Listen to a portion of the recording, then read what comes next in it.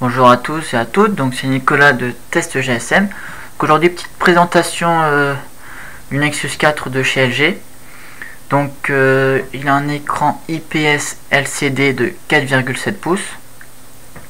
Après, donc la densité de pixels de 320 ppi, résolution 768 par 1280. Donc après, comme caractéristique sur l'avant, donc on retrouve la petite LED qui est en dessous là qu'on ne voit pas. Après donc on retrouve capacité, donc là c'est un 16 Go, donc c'est pas mal. 8 Go je trouve que ça fait pas beaucoup. Après donc pour la batterie 2100 mAh, donc NFC, possibilité de rechargement sans fil, toujours pas de nouvelles d'ailleurs pour ce qui est du dock de rechargement sans fil. Donc après donc 2 Go de RAM, donc je l'ai dit 16 Go de mémoire interne. Après pas d'extension de stockage malheureusement, ce qui est propre tout ce qui a été Nexus de chez Google. Donc après on retrouve toutes les caractéristiques des hauts de gamme de maintenant, hein, donc 2 Go de RAM, grande mémoire interne. Après dessous donc on retrouve le micro USB, la 2 vis pour ouvrir si besoin, mais à éviter je pense. Derrière donc le logo LG, Nexus avec ce beau dos en verre qui fait des belles couleurs. Là donc la LED, l'appareil photo, sur le côté gauche, sur le côté droit pardon, donc le bouton power. Sur le dessus on retrouve la prise jack, un micro. Sur le côté gauche le volume plus moins, le slot pour la micro SIM comme sur iPhone. Et voilà donc après pour ce qui est du design, j'avais un S3 auparavant, c'est vraiment autre chose. Là le Nexus 4 mais niveau finition, design et tout le reste, ça le surpasse. Le dos en verre c'est très joli avec ce petit effet de paillettes là, c'est très joli. L'avant pareil, c'est superbe.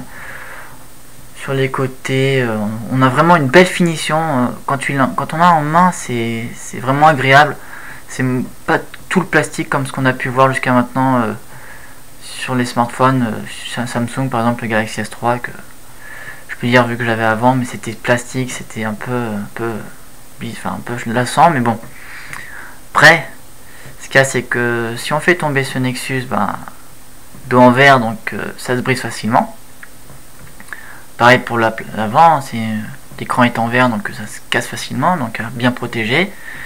Sinon c'est vraiment un bon smartphone.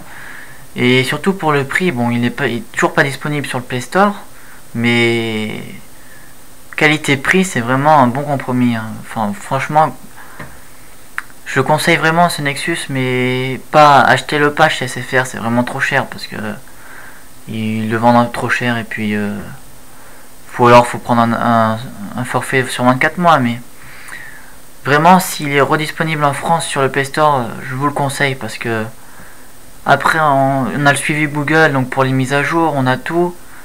Après niveau qualité prix c'est vraiment très bien, vraiment un bon smartphone.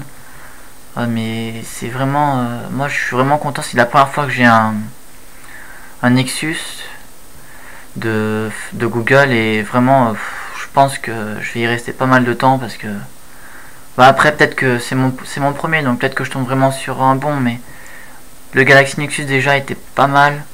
Niveau finition c'était pas que du plastique, mais bon après sur celui-là c'est vraiment le top. Enfin, moi j'adore. Enfin, franchement j'adore. Et puis qualité top. Le verre, bon après j'attends toujours le bumper officiel hein, qui est toujours pas dispo pour pouvoir mettre autour, mais sinon vraiment bien. Donc après dedans c'est du Android 4.2 il me semble, si je retrouve les paramètres.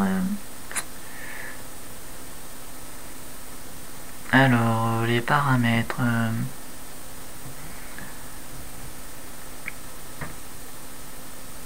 les paramètres paramètres. J'aurais bien voulu le trouver là-dedans. Je sais que... Ah bah voilà. Hop, les paramètres.